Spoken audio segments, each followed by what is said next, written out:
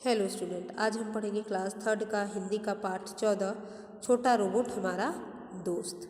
छोटा रोबोट हमारा दोस्त, इस पाठ में हमें रोबोट के बारे में बताया गया है। विज्ञान के हमें पता है कि अनेक आविष्कार हैं, जिसमें से रोबोट जो आविष्कार है वो अद्भुत है। तो ये एक छोटा रोबोट के बारे में बताया गया है। छोटा रोबोट की एक छोटी सी कहानी है। चलिए शुरू करते हैं। गुनगुनाओ और रोबोट स्टिकर चिपकाओ। पहले आपको दिया है ये स्टिकर चिपकाने के लिए। यहाँ हम रोबोट का स्टिकर पीछे से चिपका लेंगे। और एक छोटा सा पोयम भी है रोबोट पर आधारित, वो आपको पढ़ने के लिए बोला गया है।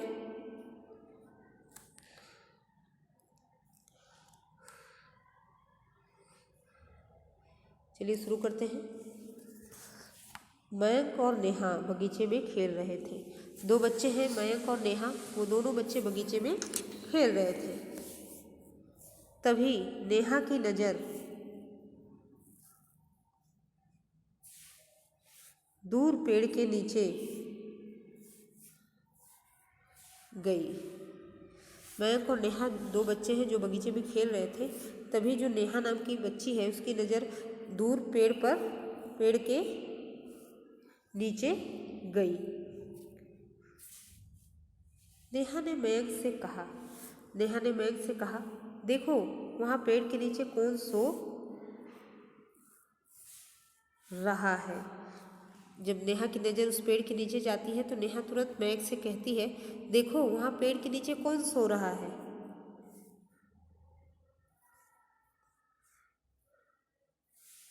चलो चलकर देखते हैं।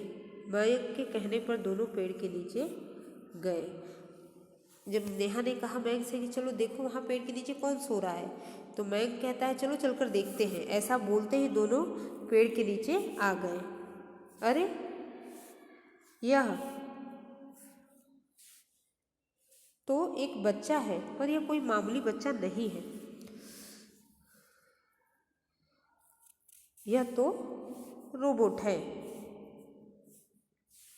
यह कहते हुए मयंक ने उसे गोदी में उठा लिया। तो दोनों जैसे ही पेड़ के नीचे पहुँचे, मयंक ने कहा, अरे यह तो एक बच्चा है, पर यह तो मामूली कोई बच्चा नहीं दिख रहा है, ये तो रोबोट है। और इतना बोलते ही मयंक ने उस रोबोट को गोदी में उठा लिया। चलो इसे माँ के पास लेकर चलते हैं, नेहा उत्साहित होकर यानी जोश में भरकर बोली। तो नेहा ने तुरंत कहा कि चलो इसे माँ के पास ले चलते हैं। वे उसे लेकर घर आए। तो मयंक रोबोट को गोदी में उठा लेता है और दोनों बच्चे नेहा और मयंक रोबोट को लेकर घर आते हैं। माँ उस छोटे रोबोट को देखकर बहुत खुश हुई। तो माँ जब मयंक और नेहा छोटे रोबोट को अपने घर लाते हैं, तो माँ उस छोटे रोबोट को जब देखती है तो बहुत खुश होती है।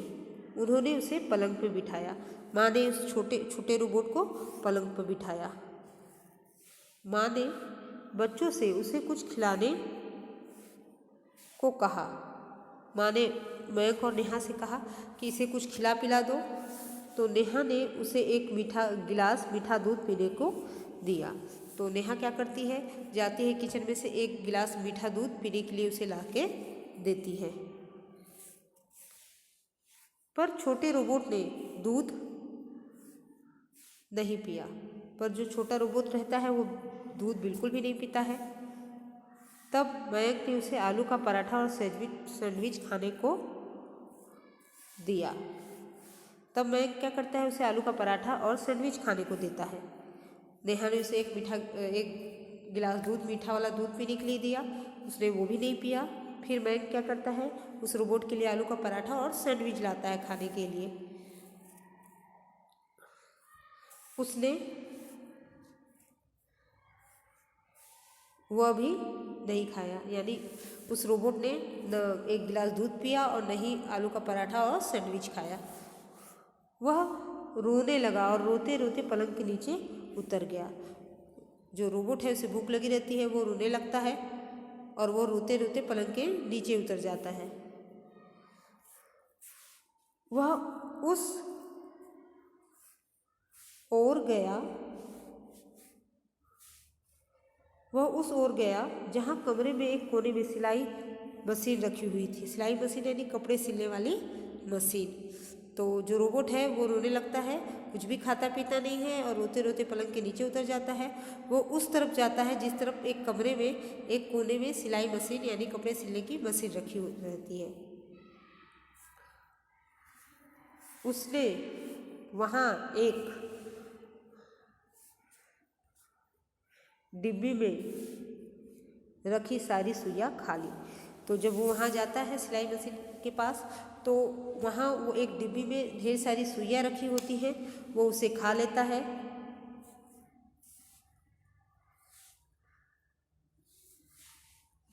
उसने मशीन की तेल की पूरी बोतल पी ली। पहले जो रोबोट रहता है वो जाता है सिलाई मशीन के पास, जो डिब्बा रखा रहता है उसमें से जो सुइयाँ होती है सारी सुइयाँ खा लेता है। फिर मशीन के तेल की बोतल होती है वो भी वो पूरा पी जाता है। अब पेट भरने से वह खुश नज़र आ रहा था। अब उसका पेट भर चुका था, क्योंकि जो रोबोट है वो हमारी तरह यहाँ बताया गया है कि खाना नहीं खाते। उसने क्या खाया, जो सिलाई मशीन की सुइयाँ होती है वो खाया, और जो सिलाई मशीन में तेल डालते हैं वो जो तेल था उसकी पूरी बॉटल वो पी गया। और उसका पेट अब भर चुका था, इसलिए वो बहुत ही खुश नज़र आ रहा था। फिर वह बच्चों के साथ बाहर खेलने चला गया। फिर वो अपने बच्चों के साथ, नेहा और मैग के साथ बाहर खेलने चला गया। बच्चे वहाँ से गेंद खेल रहे थे। बच्चे जब बाहर जाता है मैग बच्चों के साथ रोबोट, तो वहाँ जाता है तो और भी बच्चे रहते हैं जो गेंद खेल रहे होते हैं। वह भागते हुए एक चुटकी में उनकी गेंद उठा लाता था। जो रोबोट है वो बहुत तेज़ी से भागते हुए तुरंत 1 सेकंड में ही गेंद उठाकर ले आता था। उसने वहाँ बच्चों को अनेक करतब भी दिखाए। उस रोबोट ने वहाँ जितने भी बच्चे रहते हैं उन सबको अनेक अनेक करतब यानी अनेक अनेक कारनामे भी दिखाए अपने। बच्चों को उसके साथ बहुत मज़ा आया। जितने भी बच्चे वहाँ थे, जो सब बच्चे उसके साथ खेल रहे थे, उन सबको भी उसके साथ बहुत ही मज़ा आया। रोबोट ने भी बहुत एंजॉय किया। रात होने पर बच्चों ने रोबोट को अपने पढ़ने के कमरे में चटाई बिछाकर सुला दिया। जब रात हो गई तो जो मैक और नेहा जो बच्चे होते हैं वो अपने कमरे में, पढ़ने वाले कमरे में रोबोट के लिए चटाई बिछाते हैं और उसमें उसको सुला देते हैं। उन्होंने उसे एक छोटी सी रजाई भी उड़ा दी, और बच्चे छोटे रोबोट के लिए एक छोटी सी रजाई भी लाते हैं और उसे उड़ा देते हैं। आधी रात के समय कई रोबोट उसे ढूंढते हुए वहाँ आए। आधी रात होती है तो कई दूसरे रोबोट, जो बड़े रोबोट होते हैं, वो भी उसे ढूंढते हुए वहाँ आते हैं। वे बहुत उदास थे। जितने भी और रोबोट आते हैं उसे ढूंढने के लिए, वे सब बहुत उदास होते हैं, क्योंकि वो जो छोटा रोबोट होता है वो उनसे बिछड़ जाता है। वो उसके लिए परेशान होते हैं कि कहाँ है कहाँ नहीं है, इसलिए उससे ढूंढते हुए चारों तरफ घूमते हैं, इसलिए वे सब बहुत उदास होते हैं। उन्होंने चारों ओर छोटे रोबोट को ढूंढा। तो जो और कई रोबोट आते हैं वो चारों तरफ छोटे रोबोट को ढूंढते हैं। वह कहीं दिखाई नहीं दिया, तो वो कहीं भी नहीं दिखाई देता है। एक बड़े रोबोट ने जब पढ़ने के कमरे में खिड़की से झाँक कर देखा तो उसकी नज़र छोटे रोबोट पे पड़ी। तो जब एक बड़ा रोबोट जब पढ़ने के कमरे में से, खिड़की में से जब बाहर से झाँक कर देखता है उस कमरे में, तो उसे छोटा रोबोट नज़र आता है। छोटे रोबोट को देखकर वह बहुत खुश हुआ। तो वो छोटे रोबोट को देखता है कि नहीं, हाँ, छोटा रोबोट सही सलामत है, अच्छे से है, तो वो उसे देखकर बहुत खुश होता है। पर वह उसे अपने साथ नहीं ले जा सकता था क्योंकि खिड़की बंद थी। पर जो बड़ा रोबोट था, जितने भी रोबोट थे, उस छोटे रोबोट को अपने साथ नहीं ले जा सकते थे क्योंकि सारे दरवाजे और खिड़कियाँ बंद थी। सुबह होने तक उसने वहीं प्रतीक्षा की। सुबह होने तक उस बड़े रोबोट ने वहीं खड़े होकर प्रतीक्षा किया, इंतजार किया। सुबह होने पर छोटा रोबोट मैक और नेहा के साथ बाहर आया। जब सुबह हो गई तो जो छोटा रोबोट है वो मैक और नेहा के साथ बाहर आया।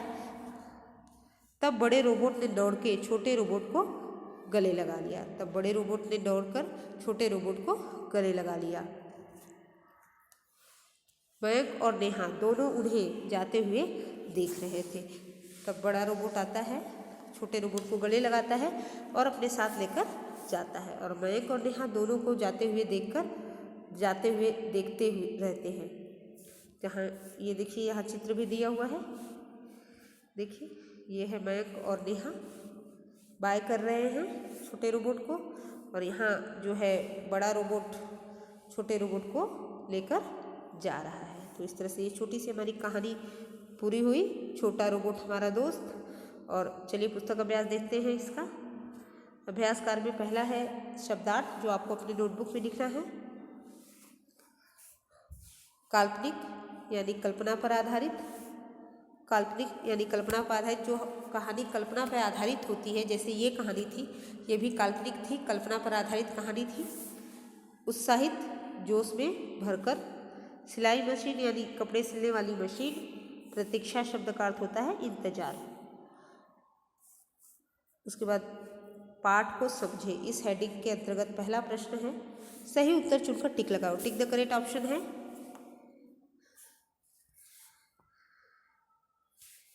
प्रश्न संख्या क, मयंक और नेहा कहाँ खेल रहे थे? मयंक और नेहा कहाँ खेल रहे थे? पहला विकल्प है आंगन में, दूसरा विकल्प है कमरे में, तीसरा विकल्प है बगीचे में। तो मयंक और नेहा कहाँ खेल रहे थे? तो बगीचे में। बगीचे में जो शब्द दिया है उसके आगे जो बॉक्स बना है उसमें टिक करेंगे। प्रश्न संख्या ख, मयंक और नेहा छोटे रोबोट को किसके पास ले गए? तो पहला विकल्प है दादी, दूसरा विकल्प है माँ, तीसरा विकल्प है पिताजी। तो मयंक और नेहा छोटे रोबोट को माँ के पास ले जाते हैं। तो माँ शब्द के आगे जो बॉक्स बना है उस पर टिक लगा लेंगे। प्रश्न संख्या ग, छोटा रोबोट भागते हुए क्या उठा लाता था? जो छोटा रोबोट है वो भागते हुए क्या उठा लाता था? पहला विकल्प है गेंद, दूसरा विकल्प है बल्ला, तीसरा विकल्प है गुड़िया। तो सही विकल्प है गेंद। गेंद शब्द के आगे जो बॉक्स है उस पर टिक लगा लीजिए। उसके बाद देखिए प्रश्न संख्या 2, नोटबुक में हम शब्दार्थ करेंगे और लिखित और मौखिक प्रश्नोत्तर भी करेंगे। प्रश्न संख्या 2, निम्नलिखित प्रश्नों के उत्तर दो। निम्नलिखित प्रश्नों के उत्तर दो।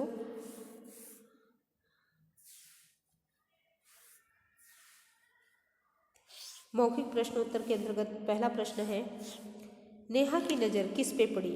तो नेहा की नज़र एक छोटे रोबोट पर पड़ी। उत्तर होगा इसका कि नेहा की नज़र एक छोटे रोबोट पर पड़ी। ये सारा मौखिक प्रश्न का उत्तर भी आपको नोटबुक में लिखना है। पहले शब्दार्थ लिखेंगे, फिर मौखिक और लिखित प्रश्नोत्तर लिखेंगे। प्रश्न संख्या ख, मयंक और नेहा रोबोट को कहाँ ले गए? तो मयंक और नेहा रोबोट को माँ के पास ले गए। प्रश्न संख्या ग, बच्चों ने रोबोट को कहाँ सुलाया? तो बच्चों ने रोबोट को अपने पढ़ने के कमरे में चटाई बिछाकर सुलाया। ये उत्तर होगा। प्रश्न संख्या लिखित में क, इसका उत्तर आपको नोटबुक में लिखना है। पेड़ के नीचे क्या था? तो पेड़ के नीचे छोटा रोबोट सो रहा था। ये उत्तर होगा यहाँ। पेड़ के नीचे छोटा रोबोट सो रहा था। यहाँ 2 क्वेश्चन के आंसर बड़े बड़े हैं इसलिए मैंने यहाँ नहीं लिखा है। यहाँ आप अगर नोटबुक में लिख देते हैं तो यहाँ हम डन इन नोटबुक भी लिखते हैं। जब हमारा नोटबुक में वर्क कंप्लीट हो जाता है क्वेश्चन आंसर का और हमारे पास यहाँ स्पेस कम है, जगह कम है लिखने के लिए उत्तर, तब हम वहाँ लिखते हैं डन इन नोटबुक, यानी इस प्रश्न का उत्तर हमने नोटबुक में लिखा हुआ है। प्रश्न संख्या ख, नेहा और मयंक ने रोबोट को खाने पीने के लिए क्या दिया? तो इसका उत्तर ये होगा कि नेहा और मयंक ने रोबोट को नेहा ने उसे 1 गिलास मीठा दूध पीने के लिए दिया और मयंक ने उसे आलू का पराठा और सैंडविच खाने को दिया। प्रश्न संख्या ग, छोटे रोबोट को बड़ा रोबोट रात को अपने साथ क्यों नहीं ले जा सका? तो छोटे रोबोट को बड़ा रोबोट रात को अपने साथ नहीं ले जा सका क्योंकि छोटा रोबोट कमरे के अंदर था और कमरे की खिड़की और दरवाजे बंद थे, इसीलिए वो नहीं ले जा सका। ये इसका उत्तर होगा। उसके बाद किसने किससे कहा? पहला है, देखो वहाँ पेड़ के नीचे कौन सो रहा है। ये वाक्य है, देखो वहाँ पेड़ के नीचे कौन सो रहा है। ये किसने कहा? ये नेहा ने कहा मयंक से। तो किसने कहा? नेहा ने। किससे कहा? मयंक से। उसके बाद प्रश्न संख्या ख, यह तो रोबोट है। ये किसने कहा? ये मयंक ने कहा, किससे कहा? नेहा से कहा। प्रश्न संख्या ग, चलो इसे माँ के पास लेकर चलते हैं। ये किसने कहा? ये नेहा ने कहा। किससे कहा? मयंक से कहा। दो बच्चों में ही बातचीत हो रही थी, नेहा और मयंक में। तो आपको बस ये ध्यान देना है कौन सा सेंटेंस नेहा ने कहा है, कौन सा वाक्य नेहा ने कहा है और कौन सा वाक्य मयंक ने कहा है। उसके बाद प्रश्न संख्या हेडिंग है भाषा को समझे। इस हेडिंग के अंतर्गत प्रश्न पहला है वाक्यों को शुद्ध करके लिखिए। वाक्यों को शुद्ध करके लिखिए। इसमें है पहला, आपको उदाहरण स्वरूप दिया हुआ है क, मयंक और नेहा बगीचे में खेल रही थी। तो खेल रही थी ये क्रिया गलत है, तो शुद्ध होगा मयंक और नेहा बगीचे में खेल रहे थे। इसी तरह कुछ ना कुछ गलतियाँ वाक्य में दी है, उसे हमें करेक्ट करके लिखना है। प्रश्न संख्या ख, दोनों पेड़ की नीचे गई। दोनों पेड़ की नीचे गए, तो सही वाक्य होगा दोनों पेड़ के नीचे गए। प्रश्न संख्या ग, वे बहुत उदास थी। तो सही वाक्य बनेगा वे बहुत उदास थे। वे बहुत उदास थे। प्रश्न संख्या घ, छोटी रोबोट कमरे में से बाहर आया। छोटी रोबोट कमरे से बाहर आया। वाक्य सही होगा छोटा रोबोट कमरे से बाहर आया। तो इस तरह से ये वाक्यों को हमने शुद्ध करके पुनः लिख दिया है। ये प्रश्न हल हो गया। आगे देखिए प्रश्न संख्या 2, रंगीन शब्दों के विलोम लिख के वाक्य पूरे कीजिए। रंगीन शब्दों के विलोम लिखना है और वाक्य पूरे करना है। क, खिड़की बंद। बंद शब्द यहाँ इसका विलोम लिखना है। खिड़की बंद है उसे खोल दो। खिड़की बंद है, बंद शब्द का विलोम होगा खोल।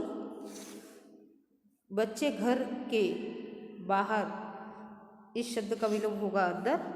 अंदर यहाँ लिख देंगे। तो बच्चे घर के बाहर से अंदर आए, वाक्य बन जाएगा। प्रश्न संख्या ग, उन्होंने दूर। दूर ये शब्द का विलोम लिखना है। दूर से देखा, फिर वे पेड़ के पास, यहाँ लिख देंगे दूर का विलोम पास गए। प्रश्न संख्या घ, गुड़ मीठा होता है और करेला, मीठा शब्द का विलोम होगा कड़वा। कड़वा, तो गुड़ मीठा होता है और करेला कड़वा। इस तरह से ये प्रश्न भी हल हो जाएगा। आगे देखिए प्रश्न संख्या 3,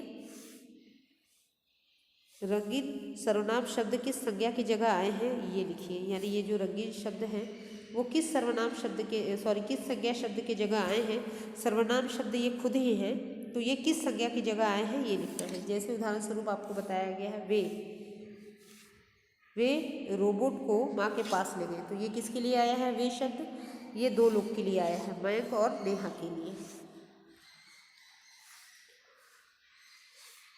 प्रश्न संख्या ख, माँ उसको देखकर बहुत खुश हुई। उसको, यह सर्वनाम शब्द किसके लिए आया है? रोबोट के लिए। हम यहाँ लिखेंगे रोबोट।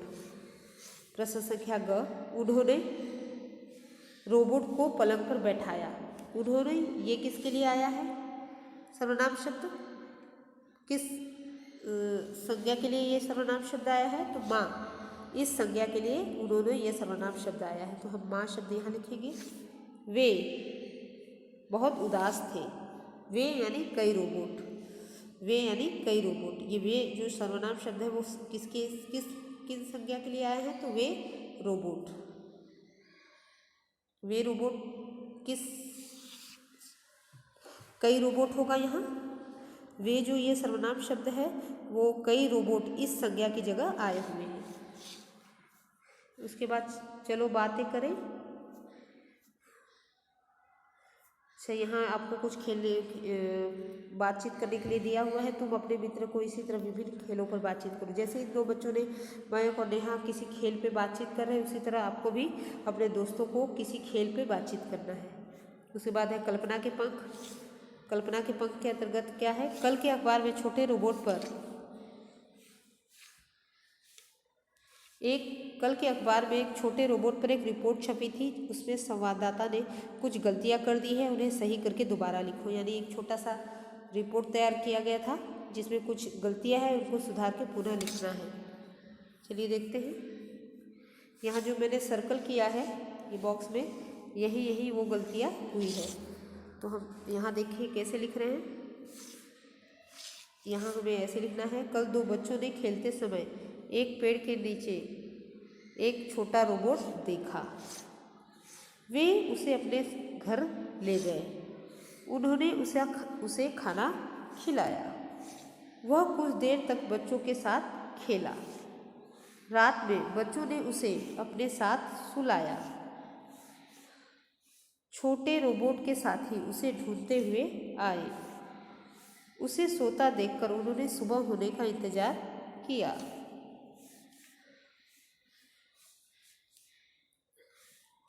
सुबह होने पर छोटे रोबोट अपने साथियों को देखकर बहुत खुश हुआ और वह अपने मित्रों के साथ चला गया। तो इस तरह से गलती सुधार के हमने ऐसे इस प्रकार लिखा है, आप भी अपने बुक में लिखेंगे। उसके बाद जीवन कौशल से संबंधित प्रश्न है, अगर आपका मित्र ने गृह कार्य नहीं किया है तो आप क्या करोगे। अगर आपके दोस्त ने होमवर्क नहीं किया है तो आप क्या करोगे। 3 विकल्प दिया है। क, आप उसका गृह कार्य पूरा कराने में मदद करेंगे। प्रश्न संख्या विकल्प 2 है, उसे अपनी कॉपी से नकल करने देंगे। ग, अध्यापिका को बताएंगे। तो क्या होना चाहिए कि उसका गृह कार्य पूरा करने में मदद करेंगे, यानी अपने दोस्त की हेल्प करेंगे उसका होमवर्क पूरा करने में।